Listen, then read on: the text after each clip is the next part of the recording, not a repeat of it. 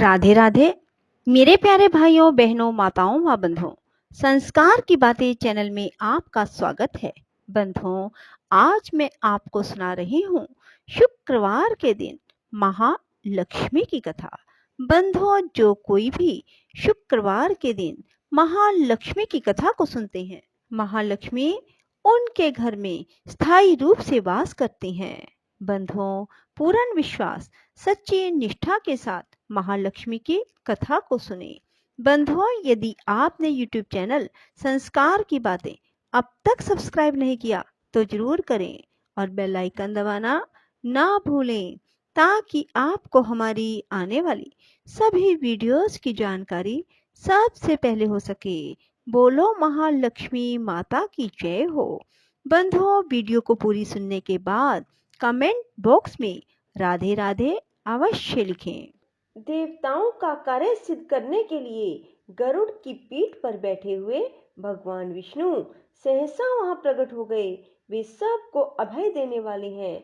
उन्होंने देवताओं और दैत्यों की ओर दृष्टिपात करके खेल खेल में ही उस महान पर्वत को उठाकर गरुड़ की पीठ पर रख दिया। फिर वे देवताओं और दैत्यों को क्षीर समुद्र के उत्तर तट पर ले गए और पर्वत श्रेष्ठ मंदराचल को समुद्र में डालकर तुरंत वहां से चल दिए।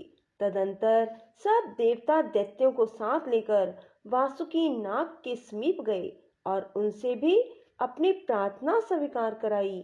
इस प्रकार मंदराचल को मथानी और वासुकी नाग को रस्सी बनाकर देवताओं और दैत्यों ने क्षीर समुद्र का मंथन आरंभ किया। इतने में ही वह पर्वत समुद्र में डूबकर रसातल को जा पहुंचा। तब लक्ष्मीपति भगवान विष्णु ने कच्छप रूप धारण करके तत्काल ही मंदराचल को ऊपर उठा लिया।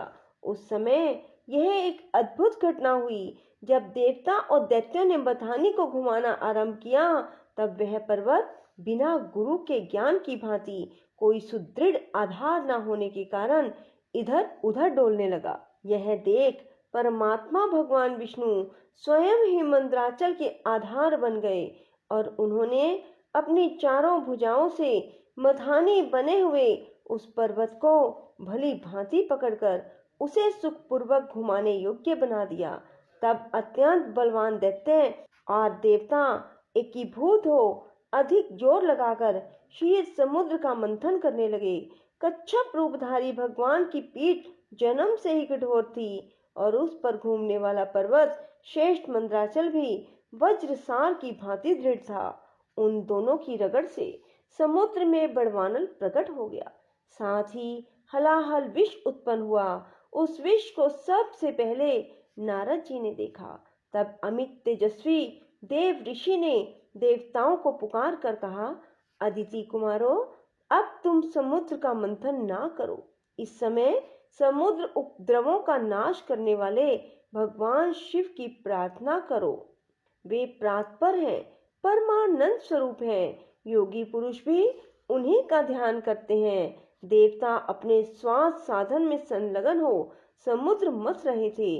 वे अपनी ही अभिलाषा में तन्मय होने के कारण नारद जी की बात नहीं सुन सके।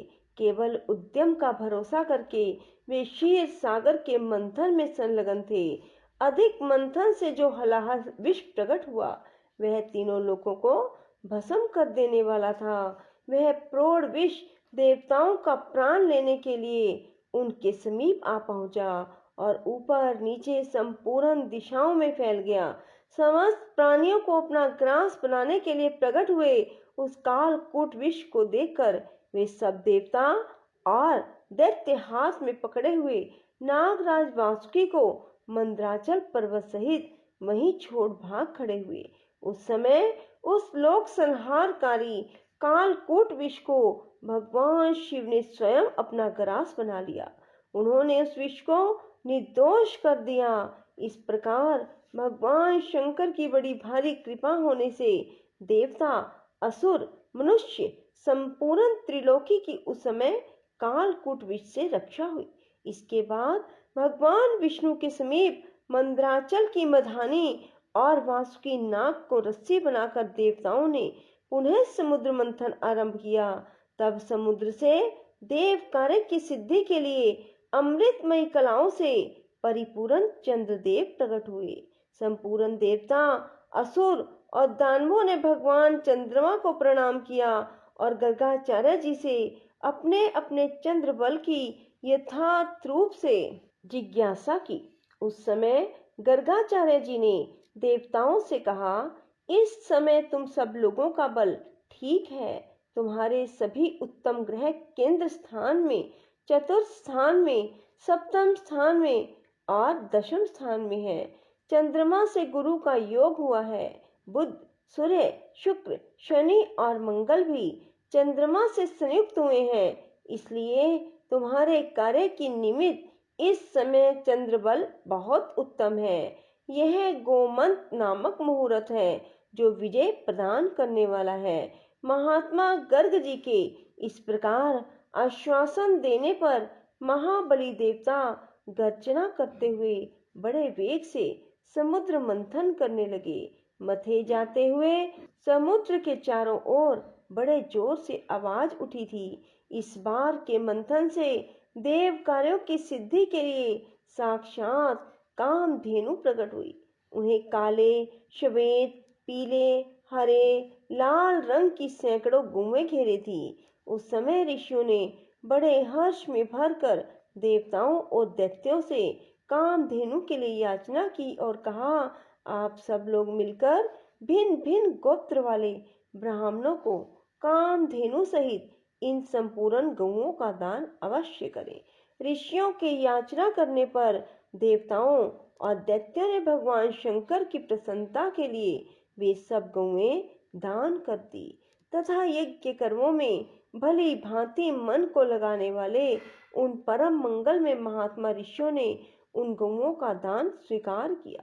तत्पश्चात सब लोग बड़े जोश में आकर क्षीर सागर को मतने लगे। तब समुद्र से कल्प वृक्ष, पारिजात, चूत और संतान, ये 4 दिव्य वृक्ष प्रकट हुए। उन सब को एकत्र रखकर देवताओं ने पुनः बड़े वेग से समुद्र मंथन आरंभ किया। इस बार के मंथन से रत्नों में सबसे उत्तम रत्न कौस्तुभ प्रकट हुआ, जो सूर्य मंडल के समान परम कांतिमान था। वह अपने प्रकाश से तीनों लोकों को प्रकाशित कर रहा था। देवताओं ने चिंतामणि को आगे रखकर कौस्तुभ का दर्शन किया और उसे भगवान विष्णु की सेवा में भेंट कर दिया। इसके बाद चिंतामणि को मध्य में रखकर देवताओं और दैत्यों ने पुनः समुद्र को मथना आरंभ किया। वे सभी बल में बड़े चढ़े थे और बार बार गर्जना कर रहे थे। अब की बार उस मथे जाते हुए समुद्र से उचैश्रवा नामक अश्व प्रकट हुआ।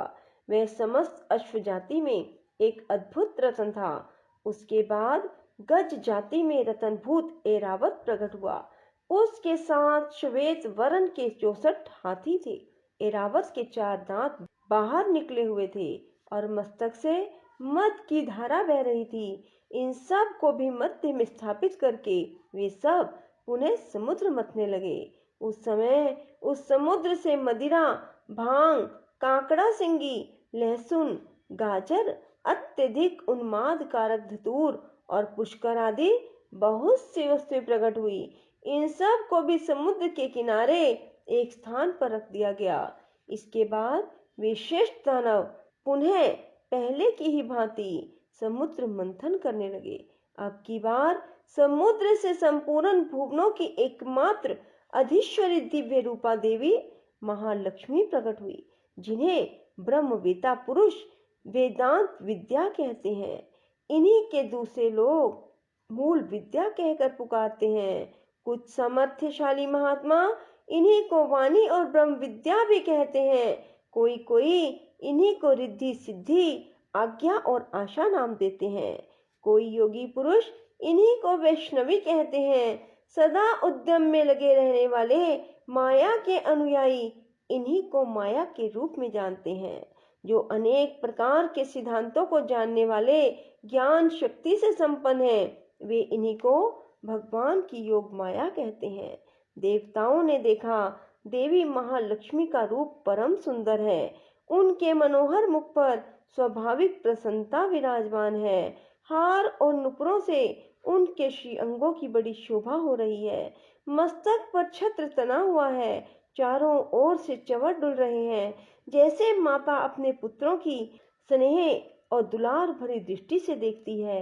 उसी प्रकार सती महालक्ष्मी ने देवता, दानव, सिद्ध, चारण और नाग आदि संपूर्ण प्राणियों की ओर दृष्टिपात किया। माता महालक्ष्मी की कृपा दृष्टि पाकर संपूर्ण देवता उसी समय श्री संपन्न हो गए। वे तत्काल राज्य अधिकारी के शुभ लक्षणों से संपन्न दिखाई देने लगे। बोलो महालक्ष्मी माता की जय हो। राधे राधे। जय श्री कृष्णा। बंधुओं, यदि आपको हमारी वीडियो पसंद आए तो इसे लाइक करें और शेयर भी जरूर करें। धन्यवाद।